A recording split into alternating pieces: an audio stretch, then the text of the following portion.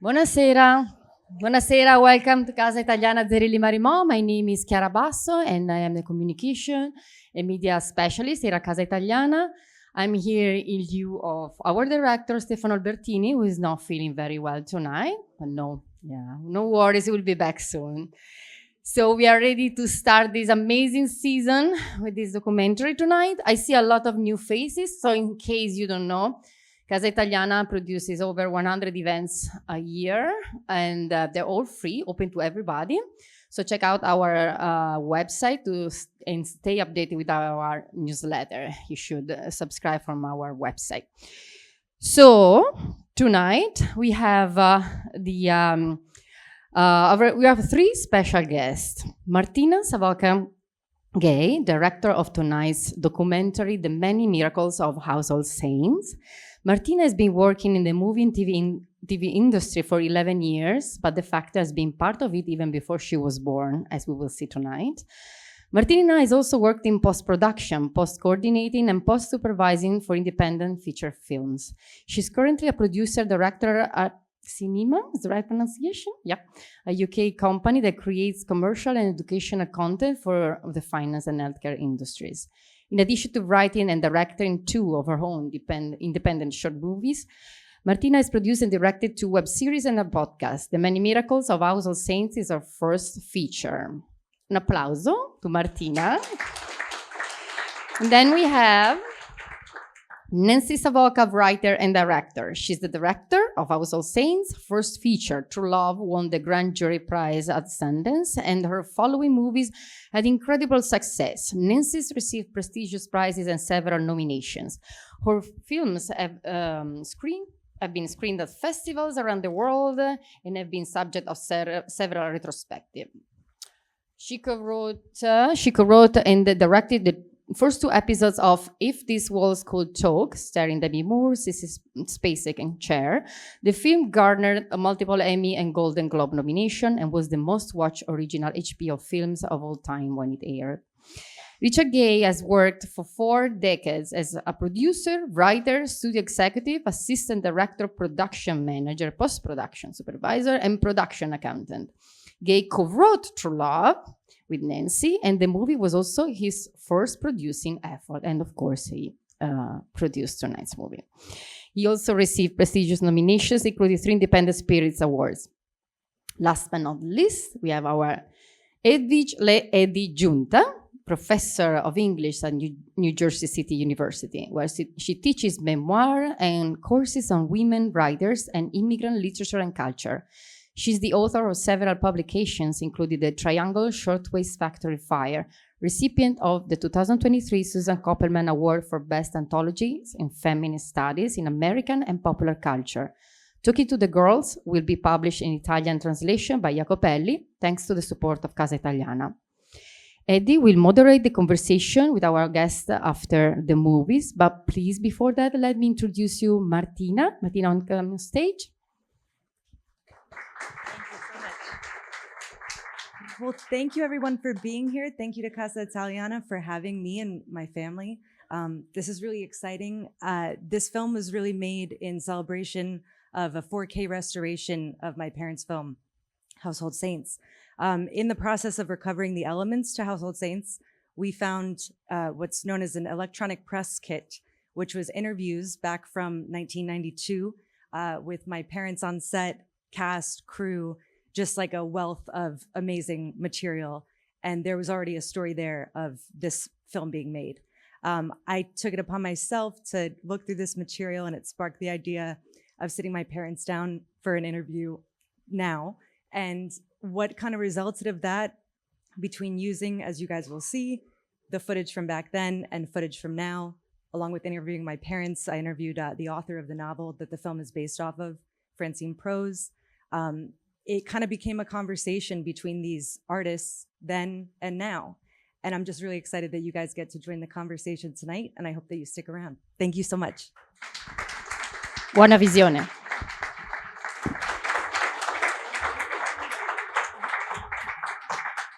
Thank you so much.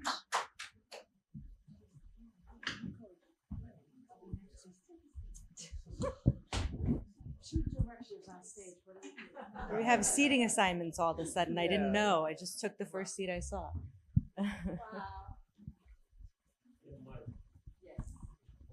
Yeah, we'll share. Wow. Thank you. Thank you for Thank this you. beautiful work. It's wonderful to be again at Casa Italiana, where, Nancy, this is not our first time here, but there is something especially moving, deeply moving as we become the elders.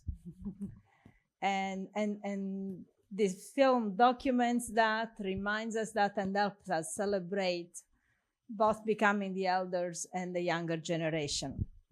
And since this is a film about stories and storytelling, I'm going to tell you a little story. I texted Nancy yesterday, says, when did we meet, in 1993 or 1994? She couldn't remember. And so I was trying to reconstruct. And Martina, you were very helpful because when we first met, you could not walk. Okay. Or at least I don't think you were walking because your mom handed you to your dad. They had just arrived in Schenectady, where I was teaching at a college at the time. And you stayed with your father and your brothers while your mom came to a presentation of True Love and the discussion.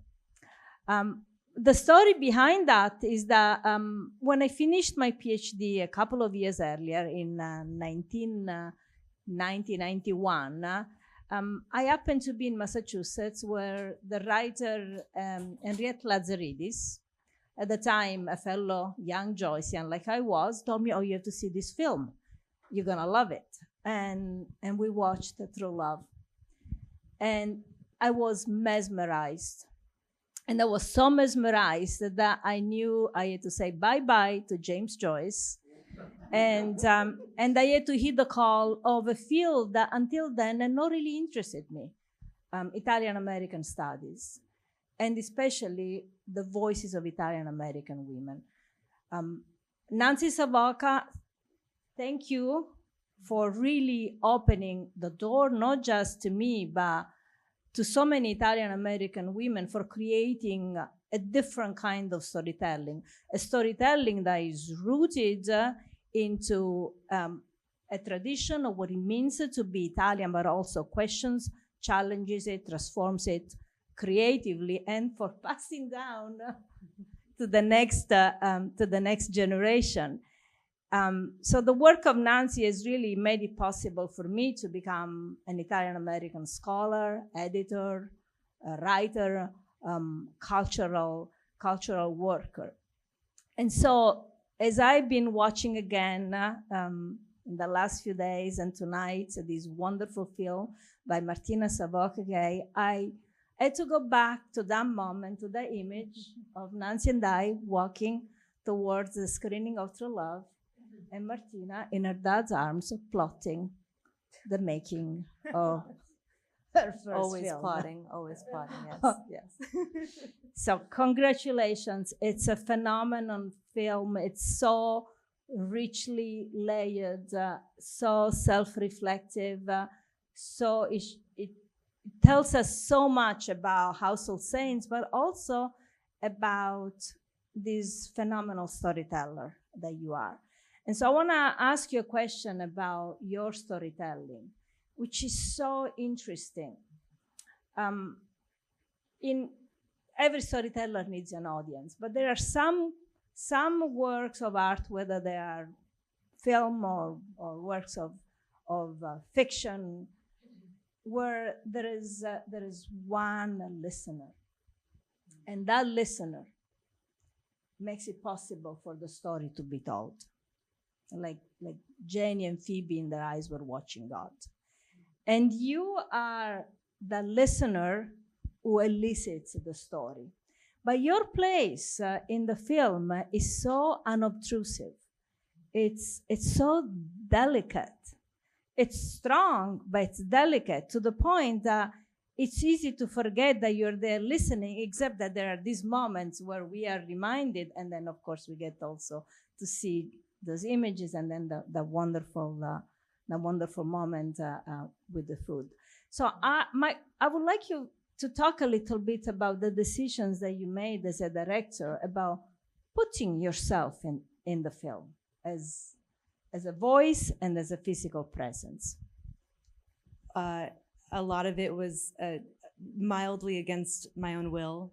My producer, my father, kept on looking at various cuts as I got closer. I didn't share until it was shaped in a certain way, and I was happy with that. And he looked at it and he was like, "Yeah, but I'm curious where you are more. Where's your voice more?" And at first I was like, "Well, my voice is throughout it. I'm the one telling the story. What else, right, can I say about it? I'm making my choices, and that is my story. That's my voice." But then, kind of the more I thought about it and sat back, I realized what is my place in this now, like today, not back then, not in trying to represent a film that defied the odds, right? Not like as a family member, but as a filmmaker. And I think that took a little bit of coaxing to kind of find that. And then realizing, this was like, of all the films of my parents, I was the least connected to it as an adult and throughout my life, which is ironic considering like I should be the most connected to that one. But I think the lack of availability to it at a certain point and the story of what it went through just as its own like piece of art also informed my lack of connection to it leading up to that. And that I didn't have the same kind of access. It didn't get the same kind of spotlight that some of their other films did that I was always really passionate about. So kind of finding like what does that do to you if you're the most connected to that piece of art or that like family heirloom, but on a physical sense, right? But not in a literal sense of like feeling connected to it as you grow older. That's kind of where I found, I don't know, the last bit of what I had to say. And of course it had to be around food. The whole thing is around, I don't know. It built with the months of looking at different footage and how with every piece, every story that was told around it, my life started making more sense. My part in it started making more sense, and why I am the way I am became clear. And that's the only thing I knew like to say. That's the only thing I had to say left, if that's an answer. It does work beautifully. So thank you, Rich. Yeah. No, it was his encouragement. I will give him that. Wow. I'm sure that there are many things. Yes. Yeah. Well, yeah. I mean, I didn't know the impact. I just knew that of the physical connection, obviously. But I mean, it was also like, well, we need pictures. You're making a documentary, so what are we seeing on film? We have the movie. It was like she would call me and say, what else do we have for stills? And all I had to do was go back to her baby album. I mean, it was literally, those are the stills. Those, the first year of her life was all having to do somehow with this silly movie. And but I didn't know what it really meant to her, and I didn't realize that you had never.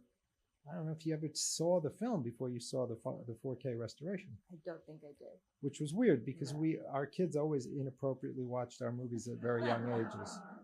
I don't think that all of the countless times like playing hooky from school to sit and put in the VHS tapes, and for whatever reason, I had heard stories. I would meet grown adults and the Household Saints baby, and I'm like, I don't know, like. Yeah, I know they made that movie. But for instance, like looking back at those photographs, I didn't know that you went back to post-production a week after I was born. That was the first time I heard that story. I've heard a lot about, obviously, the conversation around filmmaking and food are like up here in our dynamic, at least. Those will go, yeah. Yeah, and there was that moment in the film where I look at the schedule, and I do going back into Nancy's archives and looking at the documents, and it's like, wow, that was really stupid. Yeah. That was really insane to do it that way. When we had the choice to do it that way, when I had, I mean, I don't know if I said it in the film or not, but I always felt that I think we handled the pregnancy pretty good. But the birth, we didn't do such good. I didn't do a very good job at all of scheduling that. know how you felt. I delivered on time. I don't know. You did. Everything was on time. That's right. So early, when you came on stage, you talked about going into these archives, and we see it in the film. Could you talk a little bit about how your vision of how you wanted to tell the story of this film? And it's such a rich story because it's not just the story of the making of the film. It's not just the story of the origins, or it's really the history of cinema, of independent cinema. It sheds light on that. Could you talk about how your vision took shape as you were going through all these archival records? Yeah, initially it was overwhelming. There's so much and so many different stories, and some of them were personal that would be more interesting to me, within as a family member. But then some of them were just like, God, this is so good. Like, I mean, Judith Malina's whole interview, it was like that could be its own film. I could just do that. I don't even need to touch it, and everyone would be just like mouth open, like so, engaged. But what my editor and I started doing, who I have to give credit to my wonderful editor, Ben Sharif, I called him up, and his first reaction when I explained the project was, this is a legacy project. Like, oh yeah, I'm in. I'll do whatever it takes, the schedule flexibility. I mean, I was working full time and we still made it happen, and he had his other jobs, and we just kept it moving along. But something that we did together was we started creating little vignettes. So he would send me, or I would, show him, like, what about this interview paired with this other one? Or this is a story here, let's put that together. And then he would share with me these vignettes of different stories. And from there, we were just like, killing your darlings. Like, you just had to kind of realize what is going to shape this. And I think what led me the most is I've been so inspired by like their ingenuity and creativity, and you could give them $1 and they'll make it happen. Like, it just, I don't know. They don't want $1. They want more than $1, but it's like you work with what you have. And so the stories of like going to North Carolina, the stories of getting our family to come down there, and, it's just like so creative. There's a creativity and an art to budgeting, I've learned as a producer myself. There's a creativity and an art to filmmaking, so I wanted to tell that story too. If it's a making of, this is a very unique and interesting making of that I said before defied the odds. Like, this didn't have to happen, In fact, most likely it would not if they wouldn't just keep pushing and pushing. So that's what I was interested in and what inspired me. There are so many different ways we can look at your film. I mean, depending on how you shift the perspective. But as you're talking about family, this is a film about creativity and family. And in the film, you say, I am the daughter of filmmakers. You talk about the creative legacy. And I'm wondering if all of you could talk a little bit about what it means to be a creative family in the film industry, and how you juggle the challenges of family responsibility, and both from a practical point of view, but also in terms of just creative boundaries.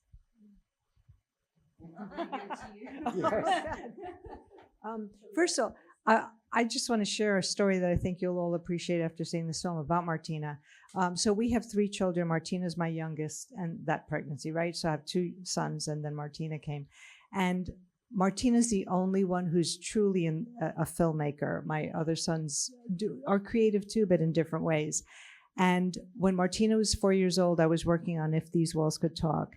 And my days were so long that I would come home and literally have to watch what I filmed yesterday on tapes in those days.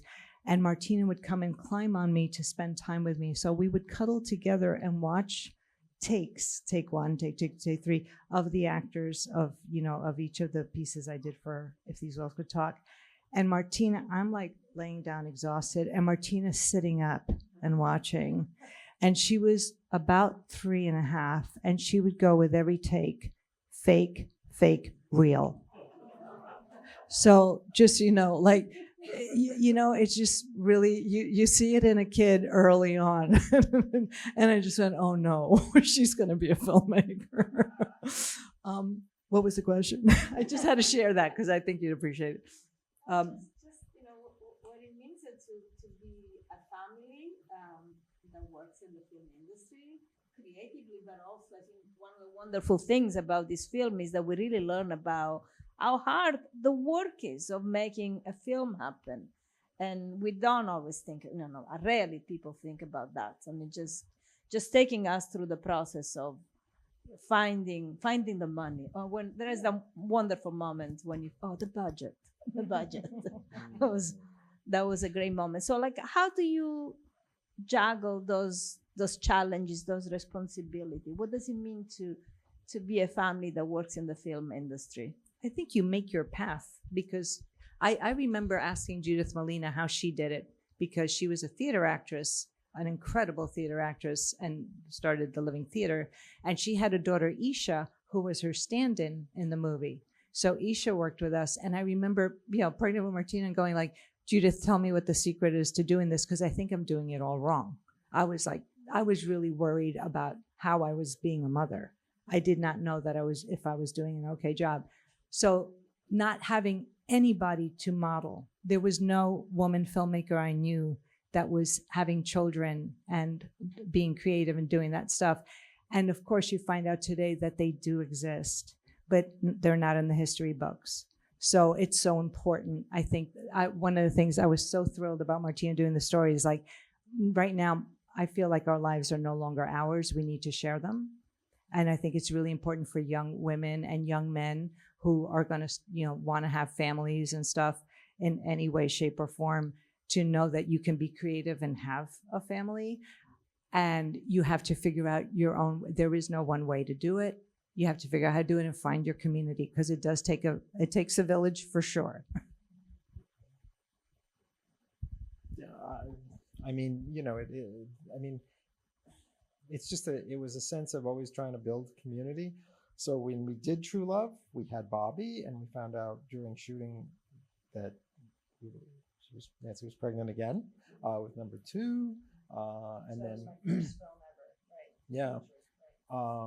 But we always tried our best, and we also were in a group at that time as a whole bunch of people who were families having kids. I mean, even on this set, Tracy Ullman had 2 children, a 1-year-old who was on set all the time. I mean, that's why if you see the film, you see in the credits the thank yous, and the childcare providers were there. And the midwife who came from New York every 2 weeks for a checkup. So it was the kind of thing where it didn't seem unnatural to do that. Although people looking back said that they had never been on shows like that, where there was actually a playroom in the one room in the production office was set aside for the kids to play. It's like, yeah, because I can't have them running around everywhere. I mean, put them over there. It was very practical. But it was always keeping everybody close. That was the key. But one thing I could tell you is that media never covered it. Yeah. I did interviews and media never covered it.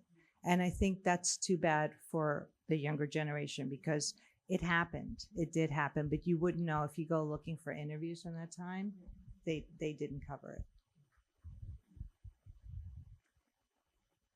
I have been thinking about the experience of watching Household Saints and then watching the many miracles of Household Saints. And I love the word miracle that you chose for the title. Miracle means objects of wonder. And both films really elicit this wonder. So my question is, this film, Martina's film, is there anything that you I'm sure there are many things that each of you realized, but if you had to single out something that this film made you realize, Martina, let's start with you.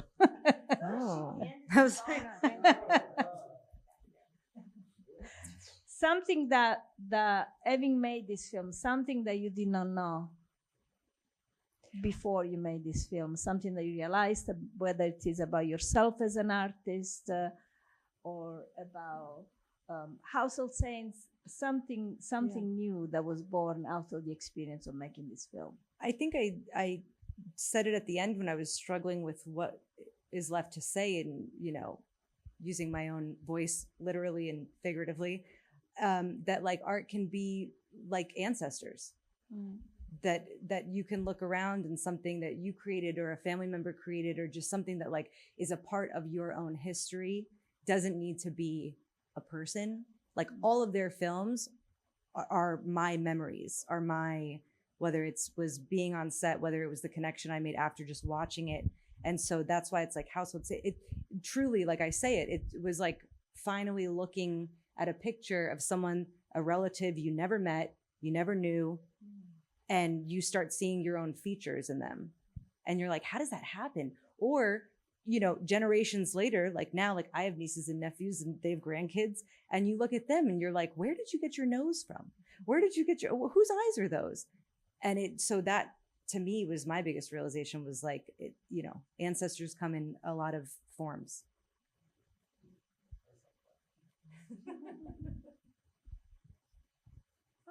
Again, I feel like what Martina's film did for me was really just draw this line where I see us all. And I think maybe that's the universal appeal of this film, is that you all can see this line between the youngest people that you know in your family and then the people that are in the past, and how it is, I think, creative things that make us vibrate and just kind of come down through the generations. I have one more story. My grandson, 4 years old, asked me the other day to play acting with him. Kids, they're great. They're like natural born actors. And so he said, I'm going to put the doll here, Nana, and you're going to save, I'm going to come in and I'm the superhero. I'm the policeman superhero, and I'm going to save the doll. So you have to lay down, pretend you're asleep. And then when the bad guy takes the baby, you have to say, wake up and go, oh my gosh, the baby's gone. So he's giving me direction. So I pretend I'm asleep. I wake up, the doll is missing. Oh my God, I said, the baby's missing. He goes, no, what are you doing? I said, the baby's missing. It's terrible. The bad guy took him. He said, don't cry. Just say it's simple. So I said, so how did you take two? I lay back down again. He took the baby. I wake up, I'm like, hey, superhero policeman, the baby's missing. He goes, now I can save her. So this is the beautiful, okay, so the creativity continues, and we have it from the past, from my father with his home movies and my mother with her poetry and my great-grandparents, and God knows what they did, whether they cooked or did gardens or whatever. All of us have this. And I think Martina's documentary for me, like, opened that up as a vessel so that I can go back and forth and see it. And I think perhaps maybe you guys can see it too in your lives. Wow, I have to follow the grandson story. I know. Whoa. This is his first movie, by the way. He sat through the whole thing. He watched. Yes, the 4-year-old watched this. I think. I was very, that's a massive. And this is grandma's Although- face this big. Like that's frightening. Although I will say he kept asking his father for the remote, but yeah, I agree. I mean, I said before, I didn't know what the answer to the question was, but I knew that she had to answer the question about what this meant to her, and I was completely blown away by that little turn at the end where she talks about the ancestors, because I was like, wow, oh my God, that's really amazing, and I did. It reminded me again of Nancy's dad, who's one day there might be a documentary about him, because we have 30 file boxes of his tapes. He was an avid videographer, but her dad and my 6th grade education. yeah. So not a, No, but as an amateur filmmaker, he shot a lot. Jonathan Demme used to say, "We really need to get your dad an editor," but but again, and to my crazy father, who had nothing to do with anything in the business, he was a construction worker, but he was a tile setter. And he was so proud of the bathrooms he did and the courthouse in White Plains that he did the quarry time. I mean, so it did open up a whole sort of that generational thing about creativity. I think that I have the same discovery. Yeah. The line of the film being an ancestor always chokes me up. There is something so profoundly stirring, so moving, so deeply true. And every time I watch your film, when I get to that point, I just really, really feel it. So thank you for the whole film, but thank you for the splendid line. But I won't monopolize your attention, and I want to invite our audience. If anybody has any questions or any comments, I cannot see from here, but we'll get some help. She's going to give you every bit of this. You don't hear me? I can hear you. Oh, okay. Well, I loved this, but now I'm dying to see Household Saints. So I think it would be wonderful, a boon to the audience, if parts of your documentary could be shown first, and then we could enjoy the full movie. Where can we see it and when?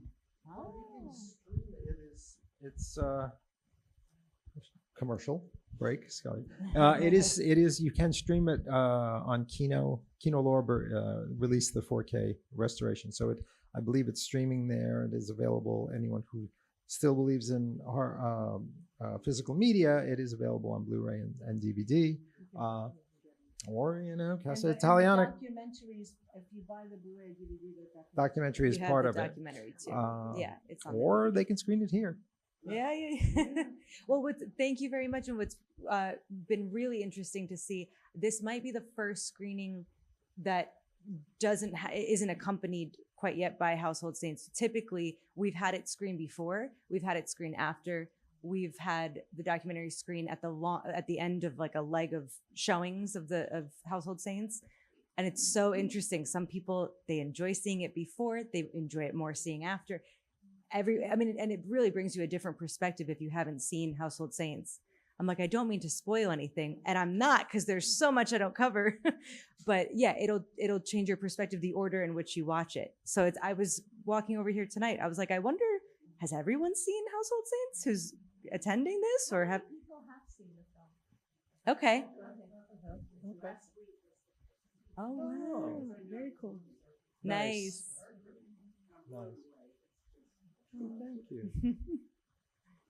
Rumor has it, and I hope it happens, that TCM is going to show Household Saints and the doc and Dogfight as well. Movies, But yeah. I don't have a date for that. TCM. It's shocking that the copies were almost lost. I mean, I had no idea about that. All along I had a VHS copy. You could have asked me.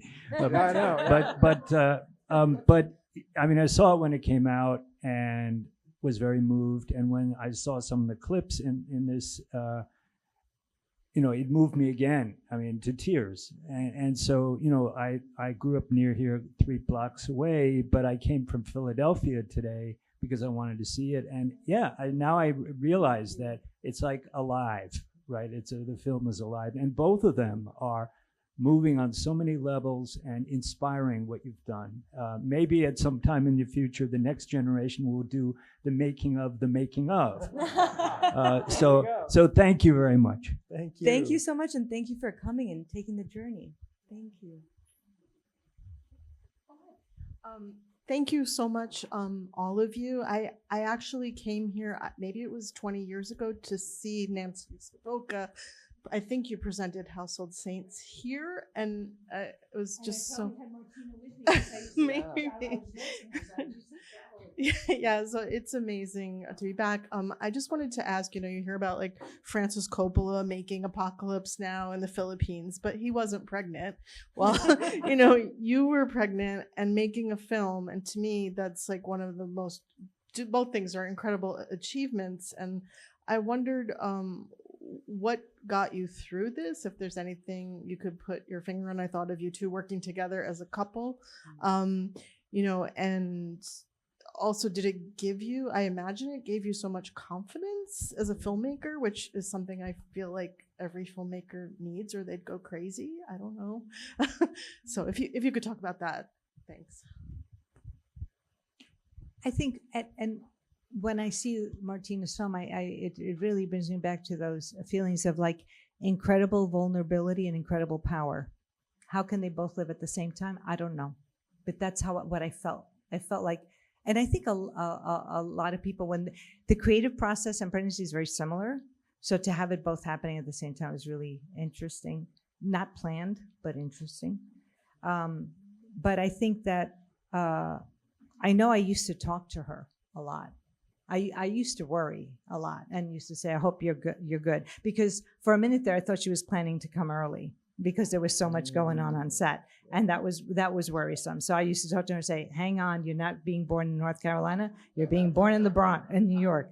So, but I think for me, it was this incredible desire to tell this story. It was the opportunity. And I knew that movie would not be done today. It couldn't have been done a year later. It just wasn't going to happen. So between that, that's his parking meter alarm. And so I knew we had to take this opportunity. This gentleman here, absolutely a part of my support system. Childcare was part of my support system, my friends, my wonderful crew, my wonderful actors, everyone. I mean, I couldn't hide it. I was like hobbling around, as you saw. And it just everybody, it was the most transparent kind of vulnerability that at the same time made me feel like I was in a really wonderful place because this beautiful story was happening and it was happening. I had to do it. And then, of course, there were days where I'm like, I can't believe I'm doing this. I don't think I'm going to make it. So it was like great and rough like that. And I think she caught it really well, which is why I couldn't see the movie until it was finished, because I was like, I don't think I can watch this.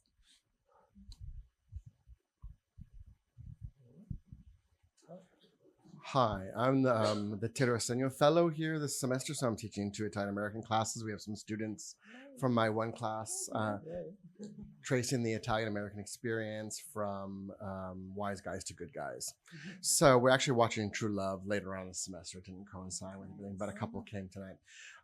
You're one of few and one of the earliest Italian American female filmmakers. How do you see yourself in that role? I can do it in stereo. I actually don't see myself. There are stories I just wanted to tell that were familiar with the world that I came up with. And the world I came up with is parents who were immigrants from Argentina. So I'm also Latina. My mother is not Italian at all. She's Argentinian criolla, which means Argentinian. And then my father was Sicilian. So I have this interesting mix. And maybe that helps me to look at the whole thing like an outsider sometimes, but at the same time, I'm an insider. Like Kamal Bell's beautiful documentary on biracial children says, there's one little girl that gets interviewed in that documentary. It says, I'm 100% both. And I am 100% both. So that feeling of being both makes me not being able, I don't take on a role, but I just feel like I embody everything. As an investigator.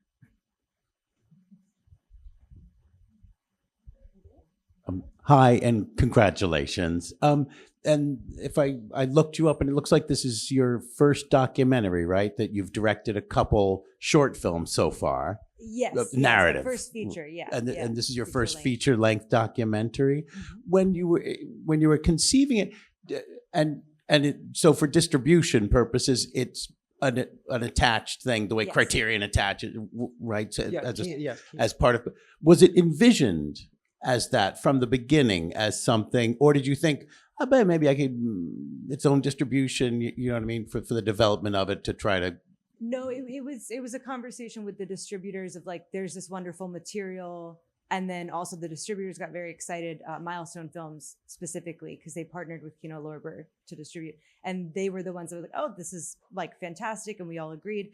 But it wasn't me who was initially in mind. It kind of came to be that I would be the person to tell the story, which for many obvious reasons felt natural.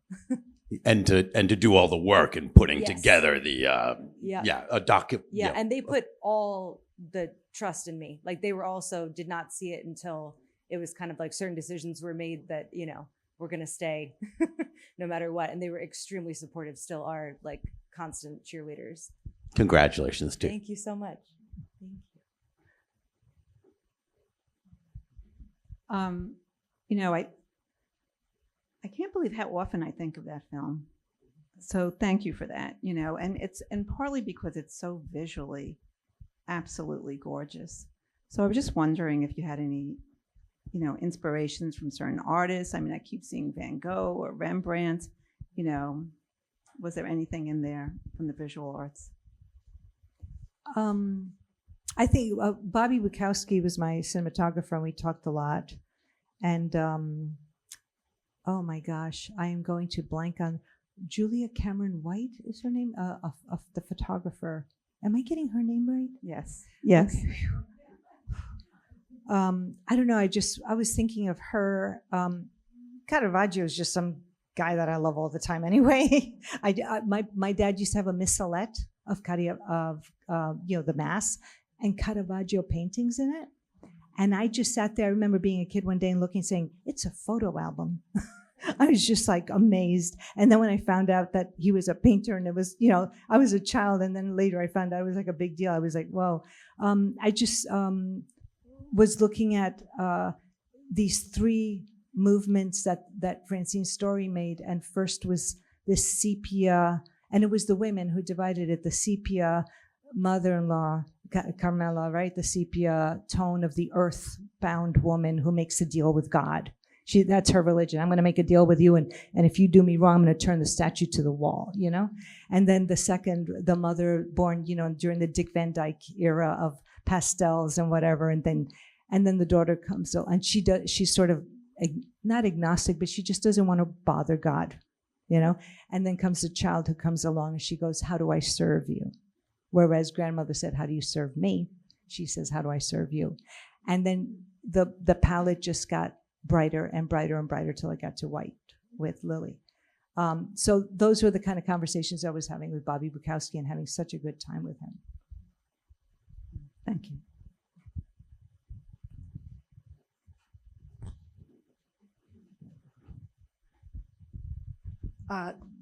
The documentary is so wonderful, and it's so moving. But my question, and thank you very much. My question is to you: in making the original film, the actors are so good. Could you see that as you were making the movie, taking all the shots? Were you blown away by? Okay. I get the front row seat. I got to see those performances. Yes, they were amazing. And they all got to work very seriously, became their characters. And I always say my biggest job is make the room for them to play. And they did.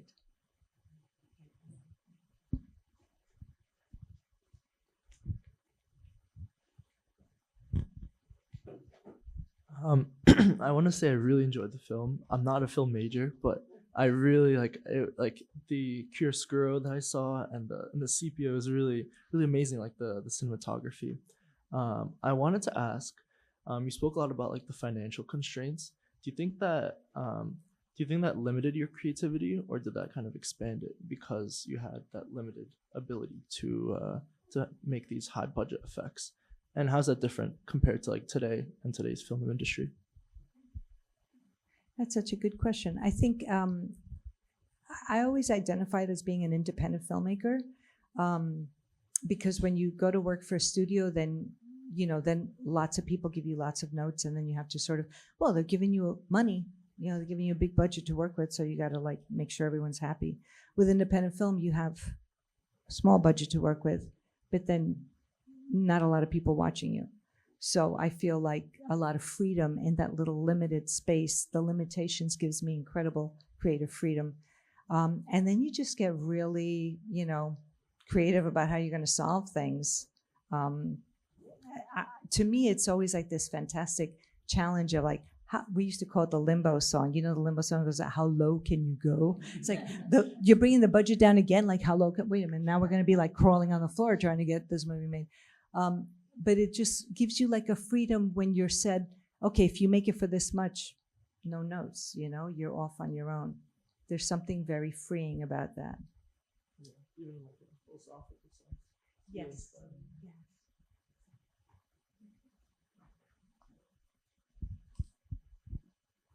Hi, but once again, congratulations on the documentary and the film. I never seen the film, but I want to watch it now with my family, especially with my Italian family.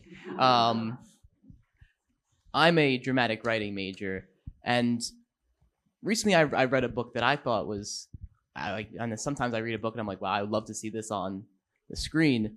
And I was wondering what that process is working with the author in, I guess, discussing the creative liberty you have, like what she has in mind for what she sees in the film, and just how that plays out. I've been incredibly lucky that I've worked with several authors, and because I'm always very clear that the reason why I love their book and I see a movie in it is because I don't want to change it. I want to keep the spirit of the book. I think the most important thing is to have a very good relationship with that author, and be honest with yourself. Do you want to work with this material because you see something a little different you can play around with that would change the meaning they have? Or do you want to keep the spirit of it? If you're a filmmaker, you're going to have to change the book because we're in different mediums. You have to adapt it, right? But that respect for the feeling of the book is going to cement a friendship with that author, I think. What Francine, the greatest thing she said to me during the filming of it, when I would ask her for advice on like what she was thinking when she was writing things, and by the end she said, I wrote the book already. I'm fine. You do what you need to do. That's the best thing you can get from an author. And I've had that opportunity now with several authors telling me that. So I'm very grateful, but I do form friendships with them like I do with the actors. It's really, relationships are so important. Thank you. Hi, congratulations. This was awesome. I have to watch this movie now. I'm wondering, like, as a family of creatives, do you have any other sort of creative hobbies that you do besides filmmaking? I call him St. Joseph. He's a carpenter. Yeah. Yes. But that we don't all share that. We usually just come to you and say, this is what I'm thinking. How can we do this? Food, cooking. Yeah, I think food is a big. We've been told more than once we're very emotional about food. I can tell you if I even say the word Thanksgiving right now, it's going to burst into a conversation of a menu, and we're just in September. Like, it's just, no matter what, if we go on a trip, oh my God, my oldest brother is like, we got to make this and we got to go here. And it's all surrounding food. We're not doing much else, but cooking and eating. And then when we sit at the table to eat one meal, we're going to talk about the next meal. I don't know. That's the first thing I think. Yes. Oh yeah. If you don't like, I don't make it no more. So you try everything once. And if you don't like it, you don't have to have it again. But yeah, that's the main thing, I think. Yes. Thank you. Thank you all so much. Thank you.